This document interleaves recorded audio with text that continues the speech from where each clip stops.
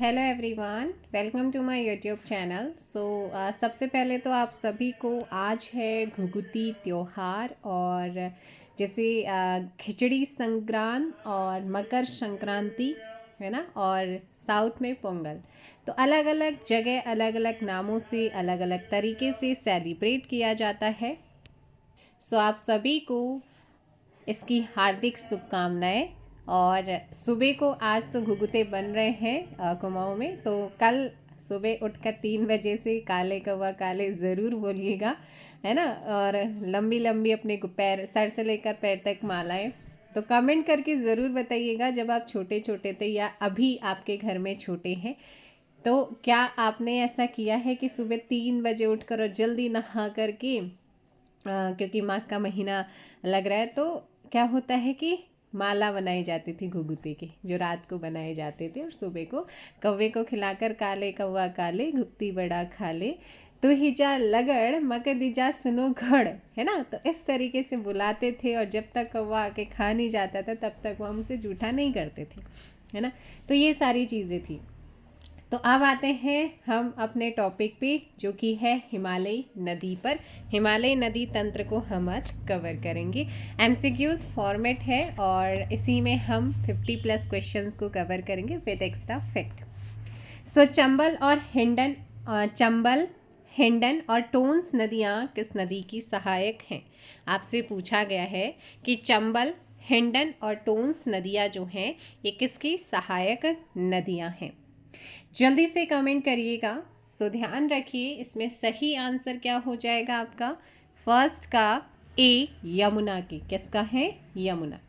Chambal, Hindon, tones Yamuna की सहायक है। यमुना 1370 किलोमीटर बहती है और उद्गम बंदरपूंछ चोटी। और गंगा की सबसे बड़ी सहायक, यमुना की सहायक में कौन सी? चंबल। और चंबल का उद्गम मध्य प्रदेश के, है ना, मऊ पठार, जनापाव पहाड़ी जो है वहाँ पर है। आपका कौन सा पठार है? तो पठार है आपका मऊ पठार, यहाँ से होता है, मध्य प्रदेश से। और ये अपनी बंजर स्थलाकृति के लिए प्रसिद्ध है, मतलब गली अपर्दन के कारण यहाँ पर गड्ढे बने होते हैं। और चंबल की भी सहायक है कौन सी? बनास, छिप्रा, काली सिंधी और पार्वती है ना। तो ये बहुत इंपॉर्टेंट है, आप इसे ज़रूर देखिएगा, है ना। आगरा और दिल्ली जो है ना वो यमुना के किनारे ही बसे हुए हैं, ये आप ध्यान रखना, है ना। किसके किनारे बसे हुए हैं अगर आपसे पूछेगा तो यमुना, ध्यान रखिए।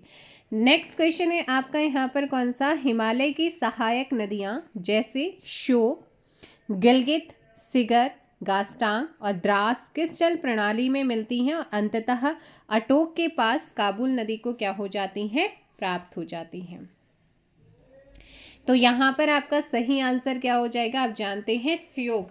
अगर आपको एक भी याद है तो आप आराम से क्या कर सकते हैं? बता सकते हैं। श्योक जो है ये किसकी है? सिंधु नदी जल तंत्र, यानी कि आपका सिंधु नदी प्रणाली यहाँ पर आंसर होगा, ऑप्शन सी हो जाएगा। अब हमारी जो सिंधु नदी है इसकी जो लंबाई है वो है 2880 किलोमीटर और भारत में है मात्र 1114 किलोमीटर। उद्गम कैलाश पर्वतमाला में मानसरोवर झील के पास बुखारचू ग्लेशियर तिब्बत में, वहाँ से होता है। और एंट्री भारत में लेह लद्दाख के डैमचौक से एंट्री करती है। चाइना, भारत और फिर पाकिस्तान, और गिरती कहाँ पर है? अरब सागर में। और तिब्बत में इसको क्या कहते हैं? तिब्बत में इसे कहते हैं सिंगी खंबन कहते हैं। क्या कहते हैं? सिंगी खंबन, सिंह का मुंह। और इसकी सहायक, और आप जानते हैं, है ना, कि क्या नाम है, सहायक नदियों की बात करते हैं तो बाएं से जो सहायक नदी आती है उसमें झेलम, चिनाब, रावी, व्यास, सतलुज, और दाएं से श्योक, गिलगित, हुंजा। लेह सिंधु नदी के तट पर ही लोकेटेड है। दूसरा, इसके अलावा आप जानते हैं क्या कि भाई जो सिंधु है, सिंधु नदी जल समझौता हुआ 1960 में भारत और पाकिस्तान के बीच विश्व बैंक की मध्यस्थता के कारण, और 2025 में पहलगाम हमले के बाद इसे निलंबित किया जब ऑपरेशन सिंदूर चला। इसमें इस समझौते में हुआ क्या था? तो इस समझौते में ये डिसाइड हुआ कि जो पश्चिमी नदियां हैं जैसे सिंधु, झेलम और चिनाब, तो इनका 80% पानी पाकिस्तान यूज करेगा, 20% इंडिया। वहीं पूर्वी नदियाँ जैसे कि रावी है, ब्यास है, सतलज है, इनका 80% वाटर इंडिया यूज करेगा, 20% पाकिस्तान करेगा, है ना। तो यहाँ पर ध्यान रखना, सिंधु और झेलम सिंधु सागर दोआब का निर्माण करती हैं, इनका विशेष ध्यान रखिएगा। नेक्स्ट क्वेश्चन है आपका यहाँ पर थर्ड, कौन सी नदी उत्तर में वुलर झील में गिरती है और फिर बारामूला में प्रवाहित होती है? तो सबसे बड़ी मीठे पानी की झील है ना, तो ये है आपका कौन सा, झेलम नदी में गिरती है, वुलर झील में। और फिर बारामूला जम्मू कश्मीर का जो शहर है, जिसे कश्मीर घाटी का प्रवेश द्वार कहते हैं, वहाँ पर एंट्री करती है। झेलम का प्राचीन नाम क्या रहा है? वितस्ता रहा है, उद्गम बेरीनाग से, और ये अपनी प्रारंभिक अवस्था में भटकती है। एक झेलम नदी के किनारे एक शहर बसा हुआ है, कौन सा? श्रीनगर बसा हुआ है। अगला क्वेश्चन, निम्नलिखित में से कौन सी नदी सिंधु नदी की सहायक नदी है? तो सिंधु की सहायक कौन सी हो जाएगी? बेतवा, लोहित, शोक या दिबांग? यहाँ पर आंसर हो जाएगा शोक। क्या है ये? शोक है। उद्गम रीमो हिमनद से होता है। किससे होता है इसका? रीमो हिमनद से होता है। लोहित और दिबांग ब्रह्मपुत्रा की सहायक, बेतवा यमुना की सहायक है। सिंधु नदी की बाएं तट से तो झेलम, चिनाब, रावी, ब्यास और सतलज, और दाएं तट से शोक, गिलगित, काबुल, गोमल ये आती हैं। और यहीं पर मैं एक और चीज़ बता दूं, झेलम, चिनाब, रावी, ब्यास, सतलुज ये पंचनद हैं। पंचनद जो है ना, ये मिथनकोट पाकिस्तान में सिंधु से मिलते हैं। तो कहाँ पर मिलते हैं ये ध्यान रखना है। ये दोआब बनाते हैं, दो नदियों का दोआब बनता है। दोआब क्या होता है? दो नदियों के बीच स्थित भूमि क्षेत्र को दोआब कहते हैं। जैसे मैं कहूँ आपका सिंधु प्लस के झेलम नदी का सिंध सागर दोआब, झेलम और चिनाब नदी का जो दोआब जो क्षेत्र है बीच का, इसे जेच क्या कहते हैं? जेच दोआब। पूछा जाता है कि जेच दोआब क्षेत्र किन नदियों के बीच में है। चिनाब प्लस के रावी नदी का जो बीच का क्षेत्र है उसे रचना दोआब, और रावी और व्यास के बीच का बारी दोआब, ब्यास और सतलुज के बीच का जो क्षेत्र है उसे बोलते हैं बिस्ट दोआब। क्या बोलते हैं? बिस्ट दोआब बोलते हैं। तो ये सारी आपको ध्यान रखने हैं, पॉइंट टू पॉइंट एग्जाम्स में क्वेश्चन अक्सर पूछे जाते हैं। निम्नलिखित में से कौन सा कथन गंगा नदी के बारे में सही नहीं है? आपसे पूछा गया है। गंगा नदी और इसका जलग्रहण क्षेत्र नदी डॉल्फिन, बिलाव, मीठे पानी के कछुए, घड़ियाल जैसे अद्भुत वन्य जीवों का समर्थन करता है। बिल्कुल करता है। भारत में गंगा नदी 2500 किलोमीटर से अधिक लंबी और दुनिया का सबसे अधिक जनसंख्या वाला नदी बेसिन है। 2525 किलोमीटर है। 2008 में इसे नेशनल रिवर राष्ट्रीय नदी घोषित किया गया। भारत की सबसे लंबी नदी, जीवाणु भोजी यानी कि विषाणु मौजूद पानी ताज़ा रहता है वो इसमें होता है। 5 राज्यों से होकर वो बहती है। उत्तराखंड, यूपी में सबसे ज़्यादा, फिर बिहार, जम्मू कश्मीर और पश्चिम बंगाल। सबसे कम जम्मू कश्मीर में, है ना। गंगा बेसिन विश्व का सबसे अधिक आबादी वाला नदी बेसिन है, क्योंकि मिट्टी उपजाऊ और पानी क्या है यहाँ का? प्रचुर है। इसके अलावा गंगा नदी का जलस्तर कभी भी मानसून और हिमालय की जलवायु परिस्थितियों पर निर्भर नहीं करता है। ये गलत है, ऐसा नहीं है, है ना। तो यहाँ पर आपका और गंगा डॉल्फिन उत्तर प्रदेश का राज्य पशु, ये भी ध्यान रखना। गंगा नदी हिमालय से निकल बंगाल की खाड़ी तक जाती है, बिल्कुल जाती है, और गंगा को बांग्लादेश में पद्मा के नाम से जाना जाता है। तो आप जल्दी से कमेंट करिएगा। और आपसे पूछा गया कि कौन सा स्टेटमेंट यहाँ पर सही नहीं है। ऑप्शन सी क्या हो जाएगा? सही नहीं है। अगला क्वेश्चन है कि उत्तराखंड के किस जिले में रामगंगा नदी दूधातोली पर्वतमाला से निकलती है? तो दूधातोली पर्वतमाला से जो है आपकी निकलती है, लेकिन ये कहाँ से निकलती है आपसे पूछा गया है। तो आप जानते हैं दूधातोली पर्वतमाला जो है वो कहाँ पर है, और रामगंगा गंगा की सहायक है ना। तो ऑप्शन क्या हो जाएगा? पौड़ी गढ़वाल, ऑप्शन सी हो जाएगा। गंगा की बाएं तट की सहायक नदी, सबसे पहले रामगंगा, गोमती जो फुलहर लेक से निकलती है, घाघरा जिसे सरयू कहते हैं, गंडक, कोशी का उद्गम गोसाई धाम, और महानंदा। गंगा की दाएं तट में यमुना, तमसा, कर्मनाशा, सोन, पुनपुन है। है ना। और अयोध्या सरयू नदी के किनारे ही बसा हुआ है, ये ध्यान रखिए। तिब्बत में किस नदी को सिंगी खंबन कहा जाता है? तो सिंगी खंबन किस नदी को तिब्बत में कहते हैं, बताइएगा जल्दी से। तो इसका शेर का मुंह, सिंगी खंबन मतलब होता है शेर का मुंह, अर्थात ऑप्शन डी सिंधु। सिंधु के सहायक में मेन है झेलम, झेलम का प्राचीन नाम वेदस्ता। उद्गम होता है बेरीनाग झील से। प्रारंभिक अवस्था में अपना बल खाती है, मतलब अपना रास्ता भटकती है। श्रीनगर इसके किनारे बसा है। वुलर झील को पानी देती है। चिनाब, जिसे अस्किनी कहते हैं प्राचीन में, चंद्र और भागा 2 नदियों से मिलकर बनती है। उद्गम बारालाचा दर्रा सिंधु की सबसे बड़ी सहायक है। उसके बाद रावी, रावी को प्राचीन काल में पुरुषणी के नाम से जानते। उद्गम रोहतांग दर्रा भारत पाकिस्तान की सीमा बनाती है। ब्यास, जिसे प्राचीन नाम विपासा, उद्गम रोहतांग दर्रा पाकिस्तान में प्रवेश नहीं करती है। सतलुज, सतुद्री प्राचीन नाम। राक्षस ताल झील, मानसरोवर, शिवकिला दर्रे से मतलब उद्गम राक्षस ताल मानसरोवर, जो राक्षस ताल यानी कि लेक है वहाँ पर मानसरोवर में, वहाँ से निकलती है। और इंडिया के अंदर शिवकिला दर्रा हिमाचल से एंट्री लेती है और सिंधु की सबसे लंबी सहायक में आती है। कंफ्यूज मत होना, मैंने कहा सिंधु की सबसे बड़ी सहायक चेनाब, लेकिन सबसे लंबी सहायक सतलुज, दोनों ही अलग अलग हैं। तो इस तरीके से आप इसे ज़रूर ध्यान रखिएगा। चलिएगा नेक्स्ट, तो यहाँ पर आंसर क्या हो जाएगा, सिंधु हो जाएगा। अगला क्वेश्चन आपसे पूछा गया है कि निम्नलिखित में से कौन सा शहर गंगा नदी के मार्ग में नहीं आता है? तो ऐसा कौन सा शहर है जो गंगा नदी के मार्ग में नहीं आता है? तो यहाँ पर अगर हम बात करते हैं कौन सा, प्रयागराज, कानपुर, पटना गंगा नदी के संगम पर है। लखनऊ नहीं आता है। लखनऊ गोमती नदी के किनारे पर है। किस पर है? लखनऊ गोमती नदी के किनारे पर है ना। तो इस तरीके से आप इसे ज़रूर ध्यान रखना है। चलेगा नेक्स्ट क्वेश्चन पे चलते हैं हम। क्वेश्चन क्या है आपका, अच्छा जो सतलुज है ना, सतलुज के बारे में आपने एक और चीज़ यहाँ पर याद रखना, एक नया पॉइंट आपके लिए है। सतलुज नदी को तिब्बत में लंगचेन क्या कहते हैं? लंगचेन खंबाब कहते हैं, खंबाब कहते हैं। किसे कहते हैं? सतलुज नदी को कहते हैं। भारत की सबसे बड़ी मीठे पानी की झील कौन सी है? वुलर झील। कहाँ पर है? जम्मू कश्मीर में है ना। और इसको जो पानी जाता है वो किसके द्वारा? झेलम के द्वारा ही पोषित है। झेलम को कश्मीर में क्या कहते हैं? व्यात कहते हैं। क्या कहते हैं? व्यात कहते हैं। अच्छा, पंचनद, 5 नदियों की भूमि किसे कहा जाता है? कोई कमेंट करके बताओ, पंचनद में कौन कौन शामिल है? जल्दी से कमेंट करिएगा।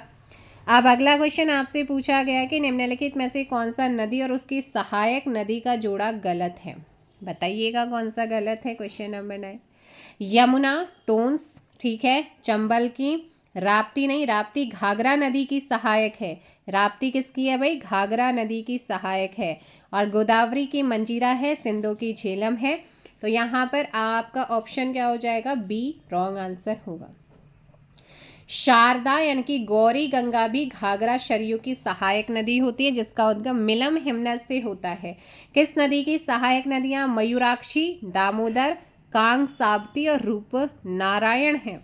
तो वो कौन सी नदी है जिसकी सहायक में मयूराक्षी, दामोदर, कांग साबती और रूप नारायण आती हैं? आप जानते हैं हुगली। कौन सी आ जाएगी? हुगली है ना। गंगा फरक्का में 2 धाराओं में बढ़ती है ऐसे करके। एक तो जाती है भाई आपका वेस्ट बंगाल की तरफ, कोलकाता की तरफ, हुगली। दूसरी पद्मा नाम से बांग्लादेश में जाती है। भारत और बांग्लादेश के बीच में यहीं पर आपका फरक्का बैराज है ना। भारत और बांग्लादेश के बीच में फरक्का समझौता हुआ था 1977 में। हुगली की सहायक में ये आपकी आती हैं, ये ध्यान रखना है। और नेशनल हाईवे जो है ना, भागीरथी हुगली नदी तंत्र पर सबसे लंबा जल मार्ग है। जबकि नेशनल वाटरवे, नेशनल हाईवे नहीं आएगा, नेशनल वाटरवे जो पहला है वो भागीरथी हुगली नदी तंत्र पर सबसे लंबा जल मार्ग है। और नेशनल वाटरवे होता है सेकंड, वो ब्रह्मपुत्र पर है। इस तरीके से ध्यान रखना है। और कोलकाता इसी हुगली नदी के किनारे पर बसा हुआ है। निम्नलिखित में से कौन सी नदी हिमाचल प्रदेश की कुल्लू पहाड़ी में रोहतांग दर्रे के पश्चिम में निकलती और राज्य की चंबा घाटी से होकर के बहती है? सो यहाँ पर आपका सही आंसर कौन सा हो जाएगा, जल्दी से कमेंट करिएगा। तो रोहतांग दर्रे के पश्चिम में उद्गम होता है और हिमाचल की चंबा घाटी से होकर बहती है। सिंधु की सहायक है, ऑप्शन बी करेक्ट आंसर। और ब्यास सिंधु नदी की एकमात्र ऐसी रिवर है जो पाकिस्तान में प्रवेश नहीं करती है ना। तो इनके बारे में ध्यान रखना है क्योंकि हरिके पंजाब के पास सिंधु से मिल जाती है। नेक्स्ट है आपका ब्यास। निम्नलिखित में से कौन सा स्थान गंगा नदी के किनारे स्थित नहीं है? तो कौन सा स्थान नहीं है आपसे पूछा गया है। अच्छा, गंगा में पाई जाने वाली संकटग्रस्त जो प्रजाति है वो है सुसु डॉल्फिन। कौन सी है यहाँ पर? सुसु डॉल्फिन यहाँ पर ध्यान रखना है ना। और तो नेक्स्ट यहाँ पर आपसे पूछा कि कौन सा इसके किनारे स्थित नहीं है। 12th का आंसर दीजिएगा यहाँ पर क्या होगा। वाराणसी है, कानपुर है, वाराणसी, कानपुर, फाफा, मऊ है, लेकिन आपका कौन सा है? फाफा मऊ भी गंगा के किनारे जो प्रयागराज में आता है। प्रयागराज का उपनगरीय शहर है। और उपनगरीय शहर बड़े शहरों के पास छोटे शहर होते हैं, उनको कहते हैं, जो भीड़ भाड़ कम हो और आर्थिक दबाव को संतुलित करने में हेल्प करते हैं। जो ये हजारीबाग है ये दामोदर की सहायक नदी के किनारे बसा हुआ है जो कि कोनार है। कोनार नदी दामोदर की सहायक है, उसके किनारे हजारीबाग बसा हुआ है ना। तो गंगा के किनारे बड़े शहर में पश्चिम से पूर्व में कानपुर सबसे बड़ा है, फिर प्रयागराज, वाराणसी और पटना आ जाएगा। नेक्स्ट क्वेश्चन नंबर है 30। निम्नलिखित में से कौन सी नदी ब्रह्मपुत्र नदी की सहायक नदी है जो भूटान से होकर बहती है? सो भूटान से होकर बहने वाली में कौन आ जाएगा यहाँ पर? वांगचू नदी। कौन सी आ जाएगी? वांगचू नदी ब्रह्मपुत्र की सहायक है, भूटान से होकर बहती है। ब्रह्मपुत्र की बात करते हैं, 2900 किलोमीटर इसकी लंबाई है, भारत में मात्र 916 किलोमीटर बहती है। उद्गम कहाँ से होता है? चेमा युंगडुंग ग्लेशियर है आपका तिब्बत में। चेमा युंगडुंग ग्लेशियर या इसी को कहा जाता है अंसी ग्लेशियर, है ना। चेमा युंगडुंग तो आपने पढ़ा है, लेकिन इसी को बोला जाता है अंगसी बोला जाता है, अंगसी हिमनद। चेमा युंगडुंग ग्लेशियर आ जाए या चेमा युंगडुंग ग्लेशियर का ही पार्ट है अंगसी हिमनद, तिब्बत में मानसरोवर कैलाश से निकलती हुई और हिमालय की पूर्वी सीमा बनाती है ना। तिब्बत में से यारलुंग सांगपो कहते हैं, अरुणाचल में से सियांग या दिहांग कहते हैं, असम में ब्रह्मपुत्रा कहते हैं और बांग्लादेश में जमुना कहते हैं। तो ये आपको नाम भी याद रखना है। इसकी बाईं तरफ से जो नदियाँ आती हैं उसमें कौन सी? लोहित, धनसरी, दिबांग, और दाएं किनारे से कामेंग, मानस, तिस्ता, सुबनसिरी और शंकोश आती हैं। ब्रह्मपुत्र नदी नामचा बरुआ पर्वत तिब्बत में तेज यूटर्न लेती है, अरुणाचल में नामचा बरुआ पर्वत और अरुणाचल से इंडिया के अंदर एंटर करती है। और अरुणाचल में जब एंटर करती है वहाँ पर इसे असम क्या कहते हैं? दिबांग कहते हैं। क्या कहते हैं? दिहांग कहते हैं या सियांग कहते हैं, ठीक है। दियांग और सियांग आ जाएगा।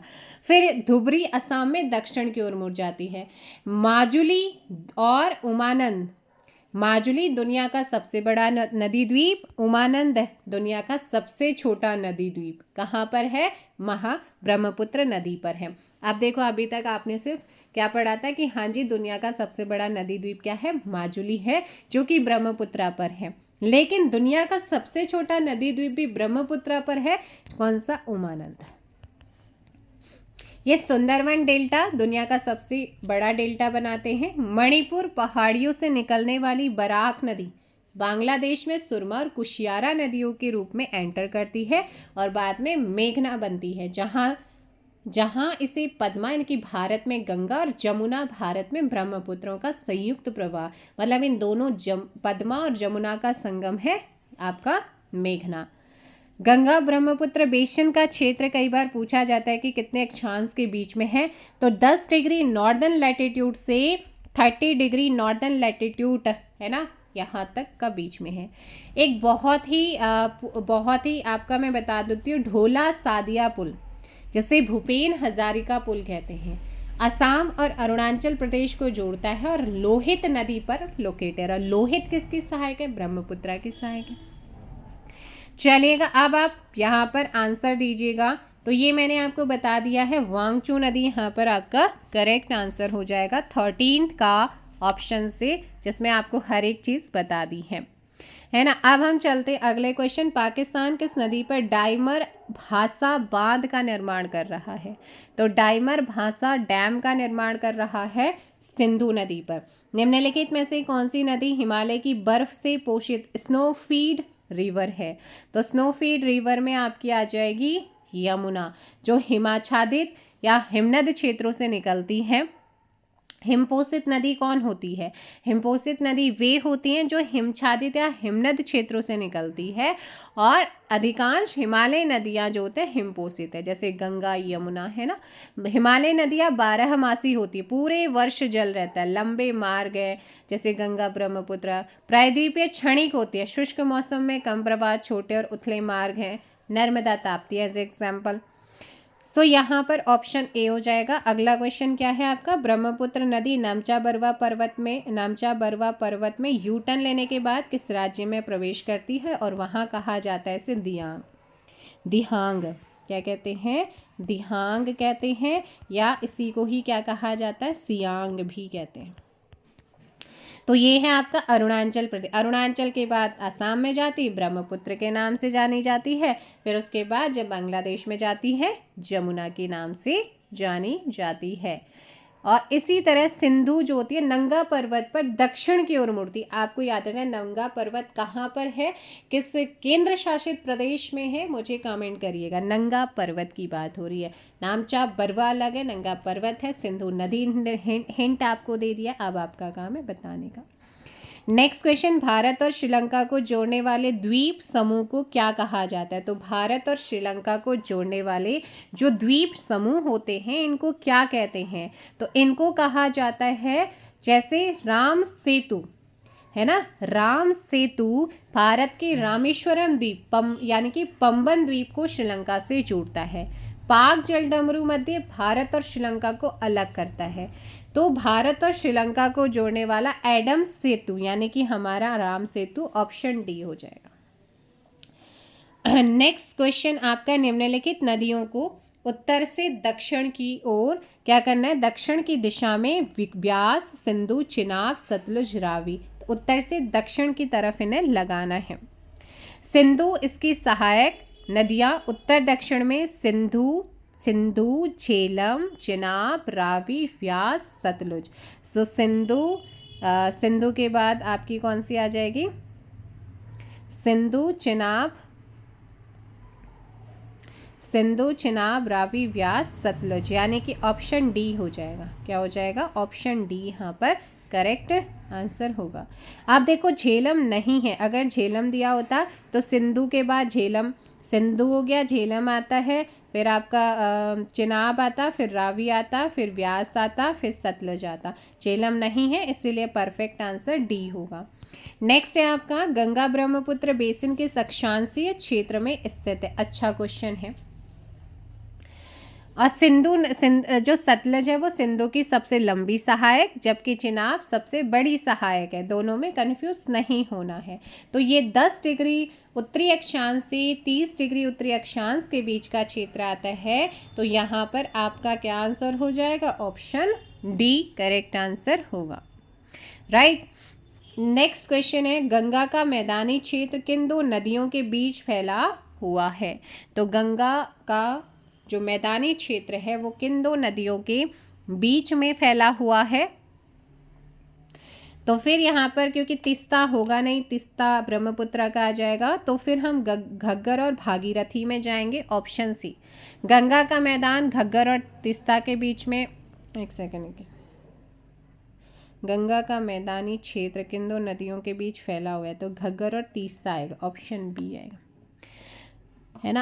अलकनंदा प्लस धौली गंगा विष्णुप्रयाग में, अलकनंदा प्लस नंदाग्नि नंदप्रयाग में मिलती, अलकनंदा प्लस पिंडर का संगम कर्णप्रयाग में, अलकनंदा प्लस मंदाकिनी का रुद्रप्रयाग, अलकनंदा प्लस भागीरथी का देवप्रयाग, अलकनंदा प्लस भागीरथी गंगा।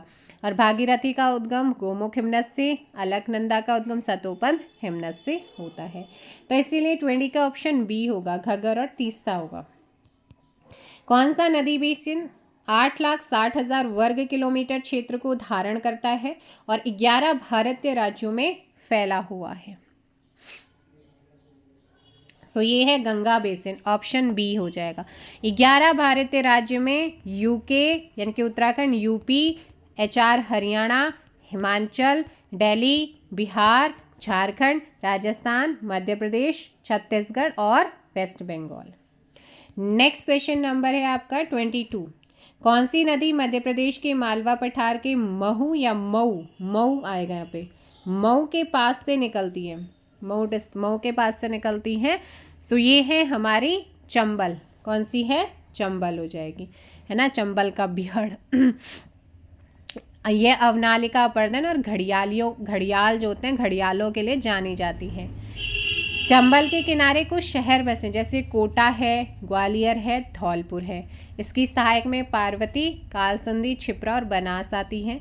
इस पर कुछ डैम बनाए गए हैं, जैसे कि गांधी सागर डैम चंबल रिवर पर है, राणा प्रताप सागर डैम, जवाहर सागर डैम है। उज्जैन और महाकालेश्वर जो है ये शिप्रा नदी के किनारे पर बसे हुए हैं। नेक्स्ट क्वेश्चन है आपका, मोर द्वीप किस नदी पर स्थित है? मोर द्वीप किस नदी पर लोकेटेड है? देखो, माजुली द्वीप आएगा, ब्रह्मपुत्रा में है, विश्व का सबसे बड़ा नदी द्वीप। सबसे छोटा उमानंद द्वीप भी, नदी द्वीप भी वहीं पर है। अब तो ये आपका क्या हो जाएगा? मोर द्वीप पूछा गया है। मयूर या मोर द्वीप आपका आता है, मयूर या फिर मोर द्वीप, तो ब्रह्मपुत्रा पर है, ऑप्शन सी। दिल्ली रिज निम्नलिखित में से किन दो नदियों के बीच जल विभाजक का काम करता है? तो दिल्ली रिज जो है ये गंगा और सिंधु के बीच जल विभाजक का काम करता है, ऑप्शन बी। जल विभाजक कोई भी ऊंचा भूभाग जो दो जल निकाय बेसिन को अलग करता है, जैसे पश्चिमी घाट, सतपुड़ा, अंबाला क्षेत्र। नेक्स्ट क्वेश्चन, निम्नलिखित में से किस नदी का मुहावना कर्क रेखा के उत्तर में है? तो कर्क रेखा के उत्तर में कृष्णा, गोदावरी, महानदी उसके दक्षिण में है ना। तो कर्क रेखा के मुहाने में है आपकी कौन सी? सिंधु, ऑप्शन सी हो जाएगा। और माही नदी एकमात्र ऐसी नदी है जो कर्क रेखा को 2 बार काटती है, यानी कि वहाँ से पासेस होती है। भारत ने 1996 में गंगा जल के बंटवारे और प्रवाह को बढ़ाने के लिए फरक्का संधि किस पड़ोसी देश के साथ की थी? तो फरक्का समझौता 1977 में हुआ, कंफ्यूजन नहीं होना, बांग्लादेश के साथ। इसके बाद 1996 में फरक्का संधि गंगा जल के बंटवारे के लिए हुई थी। तो यहाँ पर समझौता और संधि पूछेगा, तो बांग्लादेश संधि हुई थी गंगा नदी के जल के बंटवारे को लेकर हुई 1996 में, और समझौता हुआ फरक्का समझौता 1977 में। सिंधु जल नदी पाकिस्तान में आपको पता है 1960 में हुआ था समझौता, सिंधु नदी जल समझौता। सिंधु, झेलम, चिनाब इनका 80% पानी पाकिस्तान, 20% भारत। रावी, व्यास, सतलुज 80% इंडिया यूज करेगा, 20% पाकिस्तान यूज करेगा। जल के भूगर्भ में रिसाव की प्रक्रिया को क्या कहते हैं? तो जल के भूगर्भ में रिसाव की जो प्रक्रिया होती है इसको कहा जाता है अंतःश्रवण, ऑप्शन ए क्या हो जाएगा आपका करेक्ट आंसर होगा। चलिएगा थोड़ा सा नेक्स्ट टाइप में हम जंप करते हैं। भाखड़ा नागल परियोजना की नहर प्रणाली को पानी देने वाली सिंधु नदी कौन सी सहायक नदी है? सिंधु नदी की कौन सी सहायक नदी है? तो आप जानते हैं कि भाखड़ा नागल परियोजना को जल देती है आपकी कौन सी? सतलुज, ऑप्शन बी हो जाएगा। क्या हो जाएगा? Option B. भाखड़ा नागल बांध के बारे में पूछा जाता है कि किस पंचवर्षीय योजना के दौरान बनाया गया था? तो पहली पंचवर्षीय योजना के दौरान बनाया था। किस नदी पर बना हुआ है? सतलुज नदी पर बना है। 2 डैम है, एक नागल जो पंजाब में है, भाखड़ा हिमाचल में है। एरिया के अकॉर्डिंग, क्षेत्रफल के हिसाब से भारत का सबसे बड़ा डैम है। सबसे ऊंचा गुरुत्व बांध जो स्वयं भार सहन करता है यही है है ना। तो हर एक फैक्ट को आप लोगों ने यहाँ पर ध्यान से सुनना है, क्योंकि एग्जाम्स में यहाँ से क्वेश्चन बनते ही बनते हैं। टिहरी डैम की अगर बात करते हैं तो ये उत्तराखंड भागीरथी नदी पर बना हुआ है और भारत का सबसे ऊंचा डैम है। हीराकुंड ओडिशा में है, विश्व का सबसे लंबा 4.8 किलोमीटर, यानी कि हम बात करते हैं या 25.8 किलोमीटर जो महानदी पर बना हुआ है। नेक्स्ट क्वेश्चन सेकंड पे चलते हैं हम कि जब नदियां सभी दिशाओं से एक झील या अवनमन में पानी छोड़ती हैं तो इस प्रतिरूप को क्या कहा जाता है? तो इस प्रतिरूप को कहते हैं केंद्राभिमुख। क्या कहते हैं? केंद्राभिमुख कहते हैं। वृक्षाकार क्या होता है? पेड़ की शाखाओं जैसा। जालिका सहायक नदियां समकोण पर मिलती है। अरीय होता है, एक वर्ड यूज होता है अरीय, है ना। अरीय नदियां केंद्रीय शिखर से निकलती हैं, जैसे अमरकंटक, पठार। अभिकेंद्र क्या होता है? नदियां केंद्रीय यानी कि झील या गड्ढे में जल निकास करती हैं, वो अभिकेंद्र है। और दूसरा मैंने यहाँ पर बताया केंद्राभिमुख की बात करते तो केंद्राभिमुख आपने अभी जाना है। तो देखो भाई यहाँ पर ना सीधी सीधी सी बात है, मैं अगर बनाकर भी आपको दिखाऊं कि अपवाह के अलग अलग प्रतिरूप होते हैं, जैसे वृक्षाकार, जालीनुमा, विकिरणीय और अभिकेंद्री प्रतिरूप। तो वृक्षाकार में मैंने कहा वृक्ष की शाखाओं की जड़ों के समान दिखती हैं, ये आपकी मान लो शाखाओं की जड़ों के समान, तो यहाँ पर इस तरीके से, तो ये वृक्षाकार शेप हो गया जहाँ पर आपको अलग अलग ब्रांच इस तरीके से देखने को मिलती हैं। तो ये आपका क्या हो गया? वृक्षाकार। ये तब बनता है जब कोई धारा सहायक नदियों से जल प्राप्त करती है, जैसे गंगा, सिंधु और ब्रह्मपुत्र, इनकी जो ये इसी तरीके से होते हैं ना वृक्ष की शाखा, तो इनका आकार कैसे? वृक्षाकार हो जाएगा। मतलब सहायक नदियाँ मुख्य धाराओं से न्यूनतम कि 90 डिग्री से कम पर मिलती हैं। अब दूसरा होता है एक जालीनुमा होता है। क्या होता है? जालीनुमा।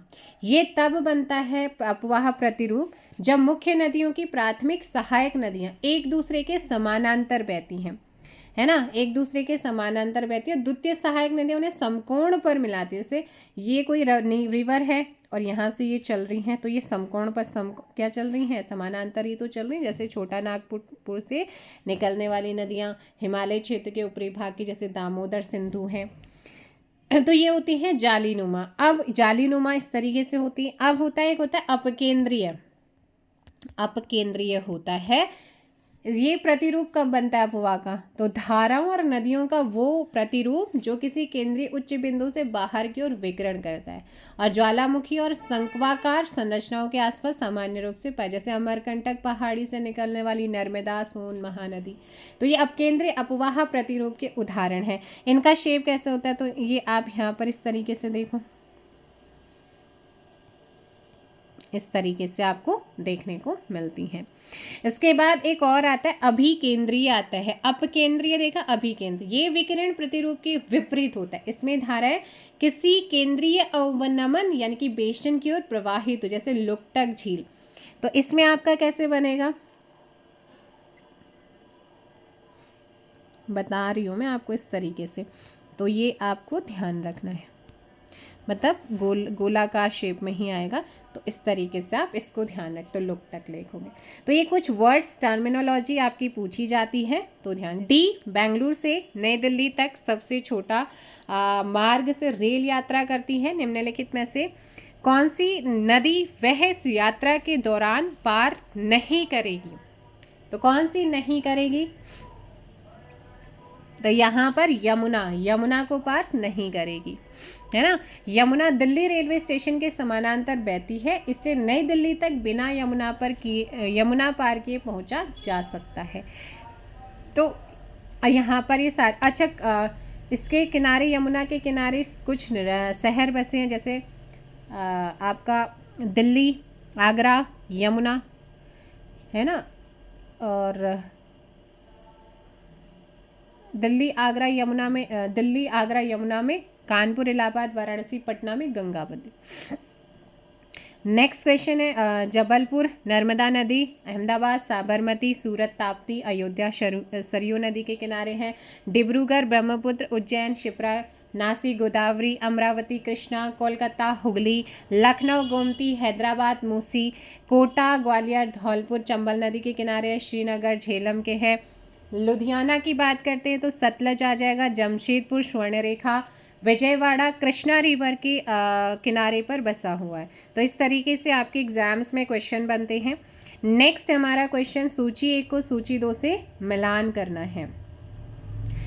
सो यहाँ पर विशेषताएं दी गई हैं, जल निकासी और प्रतिरूप यहाँ पर आपके सामने है। तो यहाँ पर है अनुगामी, अनुगामी की बात करते हैं या परिणामी हम बात करते हैं, है ना, उपवर्तीयन पुनः पुनः अनुगामी। तो यहाँ पर आपके सामने आपको ऑप्शंस भी देखने को मिलने वाले हैं। सो अनुगामी, अनुगामी मतलब जिसका मार्ग बिना किसी कारण के तय होता है वो होता है अनुगामी, है ना। क्या होता है वो? अनुगामी होता है, मतलब जिसका मार्ग बिना किसी स्पष्ट कारण के तय होता है अनुगामी। परिणामी क्या होगा? परिणामी क्या होगा? तो परिणामी में आपने ध्यान रखना है जिसकी दिशा भूमि की मूल ढलान के द्वारा निर्धारित होता है। तो जिसकी दिशा भूमि की मूल ढलान द्वारा निर्धारित होता है वो परिणामी होता है, ठीक है। अधिकांश प्रायद्वीपीय नदियाँ इसमें आ जाती हैं। दूसरा है उपवर्ती, तो उपवर्ती में क्या आ जाएगा आपका यहाँ पर? जिसका प्रवाह दिशा चट्टान संरचना के द्वारा नियंत्रित होता है ना, चट्टान के द्वारा निर्धारित होता है। और पुनः अनुगामी की बात करेंगे तो जो परिणामी नदी की दिशा में बहती हो लेकिन निचले स्तर पर। सो ऐसे में ऑप्शन परफेक्ट क्या हो जाएगा? बी आपका करेक्ट आंसर होगा। नेक्स्ट क्वेश्चन नंबर है 5। मणिपुर में बराक नदी की सहायक नदी कौन सी है? मणिपुर में बराक नदी की सहायक नदी आपसे पूछी गई है, तो ये है ढालेश्वरी। कौन सी है? ढालेश्वरी, ऑप्शन ए। बराक नदी मिजोरम में मोलासेस बेसिन यानी कि नरम असंगठित निक्षेप बनाती है। सिंधु नदी बेसिन किस क्षेत्र तक फैला हुआ है? तो सिंधु नदी जो बेसिन है वो किस क्षेत्र तक फैला हुआ है आपसे पूछा गया है। Ladakh, Jammu Kashmir, Himachal, Haryana and Rajasthan. Option D यहाँ पर होगा। यदि कोई व्यक्ति गंगा नदी के किनारे पश्चिम से पूर्व की ओर यात्रा करे तो शहरों का सही क्रम क्या होगा? तो वो पश्चिम से पूर्व में कानपुर जाएगा, प्रयागराज, पटना, भागलपुर। तो ऐसे में आपका ऑप्शन डी हो जाएगा। निम्नलिखित विशेषताओं के आधार पर जल निकासी प्रतिरूप की पहचान करें। यह नदियां और उनकी सहायक नदियों का सबसे सामान्य प्रतिरूप है। यह सम्मान चट्टानी क्षेत्र और नियमित ढलान वाले स्थानों में पाया जाता है। नक्शे या हवाई तस्वीरों में यह पत्ती की शिराओं की तरह दिखता है। छोटी नदियां मुख्य नदी से तीव्र कोण पर मिलती हैं। तो अभी मैंने आपको सारे नाम बताए हैं, तो इसका सही आंसर हो जाएगा दमाकृतिक या वृक्षाकार बताया था, ऑप्शन ए हो जाएगा। पेड़ की शाखाओं या पत्ती की नसों जैसा सबसे सामान्य जल निकाय प्रतिरूप होता है जालीदार या जाली का जल निकास। सहायक नदियां समकोण पर। अरीय जल निकास, केंद्रीय शिखर से निकलने वाली नदी। अभिकेंद्रीय जल निकास, नदियां केंद्रीय गड्ढे में जल निकास। तो ये आप ध्यान रखें। अगला क्वेश्चन, निम्नलिखित में से कौन सी नदी एक रेगिस्तानी नदी नहीं है? तो कौन सी रेगिस्तानी नदी नहीं है ना? रेगिस्तानी नदी क्षणिक और शुष्क भूमि नदी होती हैं जो शुष्क क्षेत्रों में बहती हैं। कम वर्षा के दौरान ये सूख जाती हैं, समुद्र तक नहीं पहुंचती हैं, जैसे लूनी और बनास है। ऑप्शन हो जाएगा सी बनास। बराक रेगिस्तानी नहीं है, पूर्वोत्तर भारत और बांग्लादेश में बहती है और मेघना नदी बन जाती है। नेक्स्ट है आपका सूची 1 को सूची 2 से मिलान करना है। सतलज, जैसे सतुद्री प्राचीन नाम, सिंधु की सहायक है। राक्षस ताल से निकलती है, सिपकिला दर्रे से भारत में हिमाचल में एंट्री लेती है। तो ये सिंधु की सहायक नदी है ना, सिंधु की सहायक है। कोशी गंगा की सहायक, बिहार का शोक इसे कहा जाता है। तो कोशी गंगा की। तीस्ता ब्रह्मपुत्र का हो जाएगा। चंबल यमुना की सहायक नदी है। अवनालिका अपर्दन और घड़ियालों के लिए प्रसिद्ध है। तो ऐसे में ऑप्शन क्या हो जाएगा आपका 4 3 2 1, ऑप्शन सी है ना। नेक्स्ट क्वेश्चन, निम्नलिखित में से कौन सी नदी ब्रह्मपुत्र की सहायक नदी है?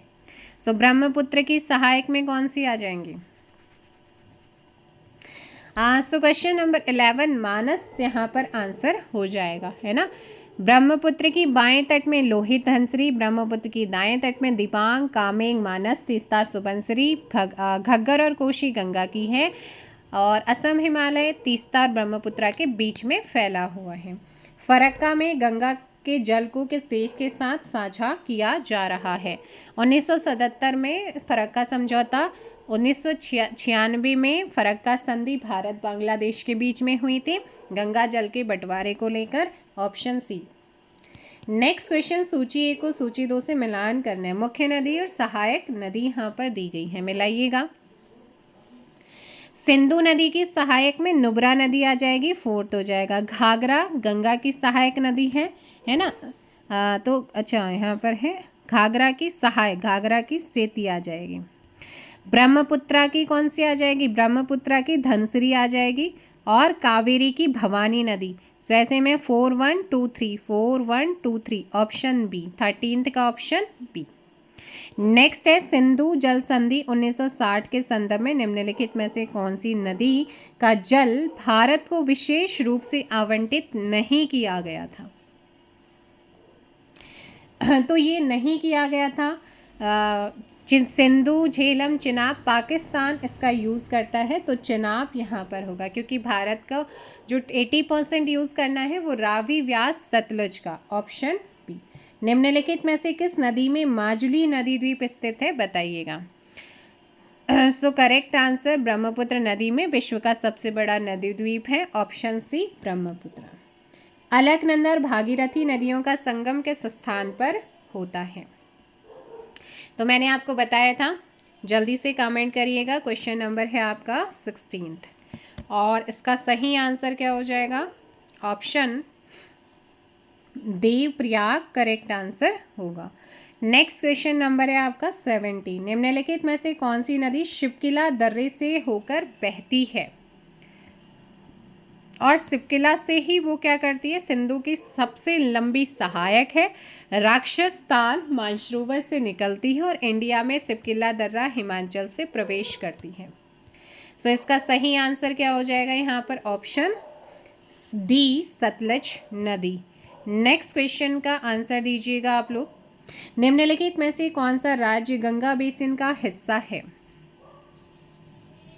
तो Ganga basin Uttarakhand, UP, MP, Rajasthan, Haryana, Himachal, Chhattisgarh, Jharkhand, Bihar, West Bengal, Delhi, 11 मैंने कहा था इनका बेसिन है, तो यहाँ पर हिस्सा है पूछा गया था, तो किसका हिस्सा है? Option A Himachal. 1950 में एक नदी के मुहाने को बंद कर दिया गया, जिससे ये नदी मृत हो गई। ये पूरी तरह से कचरा और तरल अपशिष्ट के कूड़ा करकट डालने का स्थान में बदल गई। राष्ट्रीय हरित अधिकरण एनजीटी ने हाल ही में राज्य सरकार को इसे पुनर्जीवित करने के लिए एक समर्पित कोष बनाने का निर्देश दिया। इस नदी की पहचान करें, तो वो कौन सी नदी है? सुखपाइका नदी। कौन सी है? सुखपाइका नदी है। करेक्ट आंसर क्या हो जाएगा आपका यहाँ पर? ऑप्शंस बी करेक्ट होगा। नेक्स्ट है, निम्नलिखित में से कौन सी नदी पश्चिम की ओर प्रवाहित नहीं होती है? वो कौन सी नदी है जो पश्चिम की ओर प्रवाहित नहीं होती है? देखो, पूर्व की ओर बहने वाली में बनास, गंगा, यमुना, गोदावरी, कृष्णा और कावेरी है। पश्चिम की ओर लूनी, साबरमती, माही, नर्मदा और ताप्ती हैं। सो इसमें बनास है। बनास कैसी नदी है? पूर्व की ओर बहती है। माही, लूनी, साबरमती आपकी पश्चिम की ओर बहने वाली नदियां हैं। हिमाचल और पंजाब से बहने वाली व्यास नदी किस नदी में मिलती है? तो हिमाचल और पंजाब से बहने वाली व्यास नदी किस नदी में मिल जाती है?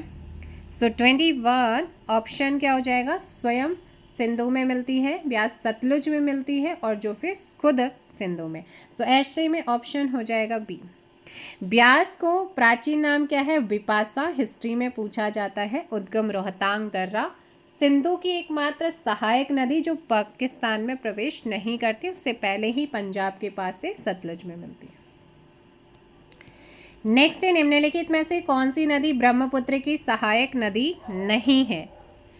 ब्रह्मपुत्र में बाईं तरफ से लोहित धनसरी मिलती है और दाईं तरफ से दिबांग, कामेंग, मानस, तिस्ता, सुबनसिरी, महानंदा ये मिलती हैं।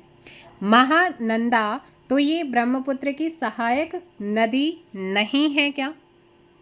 नहीं, बिकॉज दिबांग, कामेंग, मानस, तिस्ता, सुबनसिरी मिलती हैं।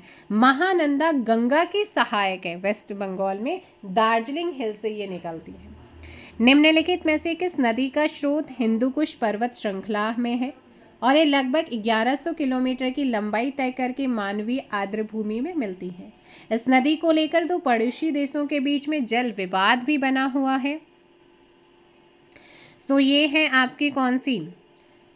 हेलमंद। कौन सी है? हेलमंद है। अफगानिस्तान की सबसे लंबी नदी है। अफगानिस्तान और ईरान के बीच में इस नदी के जल बंटवारे को लेकर विवाद बना हुआ है। निम्नलिखित कथनों में से कौन सा या से सही है? सांगपो नदी भारत में दिहांग के नाम से जानी जाती है। गोदावरी का जलग्रहण क्षेत्र भारत का दूसरा सबसे बड़ा नदी बेसिन है। चंबल और बेतवा नदियां गंगा की सहायक नदियां हैं जो उत्तर प्रदेश में गंगा में मिलती हैं। सो जल्दी से बताइएगा कौन सा स्टेटमेंट यहाँ पर सही होगा। सो यहाँ पर अगर आप देखेंगे तो फर्स्ट और सेकंड सही है। चंबल और बेतवा गंगा की नहीं बल्कि यमुना की सहायक है, तो option first and second are correct हो जाएगा। 24 का ऑप्शन क्या हो जाएगा? 1 और 2, यानी कि आपका ऑप्शन बी हो जाएगा, है ना? ऑप्शन बी हो जाएगा। नेक्स्ट है सिंधु नदी तंत्र की नदियों के संदर्भ में निम्नलिखित कथनों पर विचार करना है। सतलुज नदी तिब्बत में उत्पन्न होती है जहां इसे लांगचेन खंबा कहा जाता है। सतलुज नदी एक आद्यकालिक नदी का उत्कृष्ट उदाहरण है। झेलम सिंधु नदी प्रणाली की सबसे बड़ी सहायक है, तो ये गलत हो जाएगा क्योंकि चिनाब सिंधु की सबसे बड़ी और सतलुज सबसे लंबी नदी है।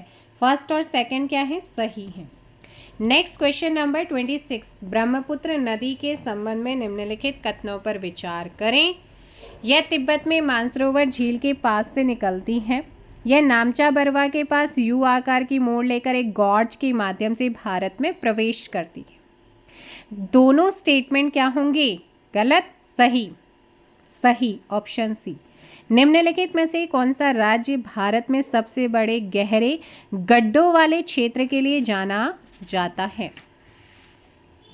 सो ये है आपका Uttar Pradesh, option C. UP के बाद मध्य प्रदेश, बिहार, राजस्थान, गुजरात और पंजाब है। नेक्स्ट क्वेश्चन नंबर 28, सिंधु नदी प्रणाली के संदर्भ में निम्नलिखित 4 नदियों में से 3 एक नदी में मिलती हैं जो सीधे सिंधु में शामिल होती हैं। इनमें से कौन सी नदी सीधे सिंधु नदी में मिलती है?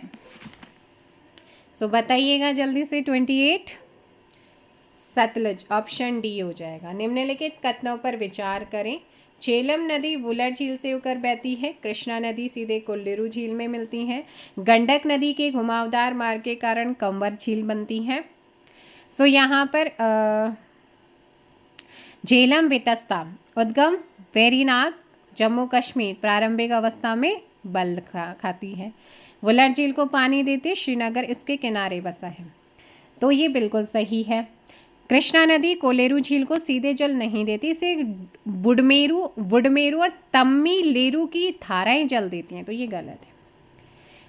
अगला यहाँ पर आता है गंडक नदी के घुमावदार, ठीक है, कांवर झील गंडक नदी के सर्पाकार वक्रण से बनी हुई है, ये सही है। तो यहाँ पर 2 स्टेटमेंट आपके सही हैं और जो सेकंड वाला है वो गलत है। ऑप्शन क्या हो जाएगा 29 का? यहाँ पर बी। नेक्स्ट क्वेश्चन नंबर है 30, प्रयागराज के बाद गंगा में पश्चिम से पूर्व की ओर मिलने वाली हिमालय नदियों का सही क्रम आपसे पूछा गया है। सो यहाँ पर गोमती के बाद घाघरा और फिर गंडक यानी कि कोशी। ऑप्शन क्या हो जाएगा आपका? बी होगा।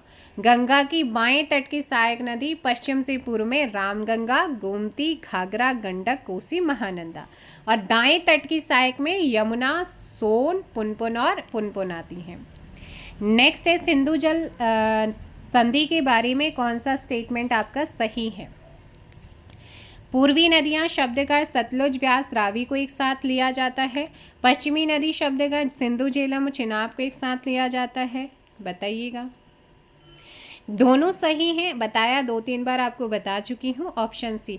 अच्छा, भारत की तरफ से पंडित जवाहरलाल नेहरू और पाकिस्तान की तरफ से अयूब खान के बीच में इसका समझौता हुआ था और मध्यस्थता वर्ल्ड बैंक ने इसमें करी थी, जिसमें पूर्वी नदियों का पानी जो है वो कौन यूज़ करता है? भारत को, और ज़्यादा, और पश्चिमी का पाकिस्तान को।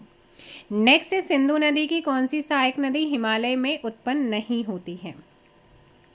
तो कौन सी नहीं होती है?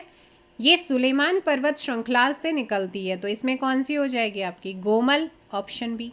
तो ये थे आपके हिमालय नदियों से रिलेटेड महत्वपूर्ण क्वेश्चन जो कि आज की क्लास में आपने करे और 50+ क्वेश्चन हैं। बाकी हम करेंगे प्रायद्वीपीय नदियाँ नेक्स्ट वीडियो में। वीडियो को लाइक शेयर करिएगा और चैनल पर नए हैं चैनल को सब्सक्राइब कर लीजिएगा। एक बार फिर से आप सभी को मकर संक्रांति, गुगुती त्यार, पोंगल और खिचड़ी संक्रांति की हार्दिक शुभकामनाएं। हमेशा स्वस्थ रहें, मस्त रहें, अपने लक्ष्य की तरफ आगे बढ़ते रहें। Thank you so much. जय हिंद, जय भारत, जय उत्तराखंड, जय देवभूमि।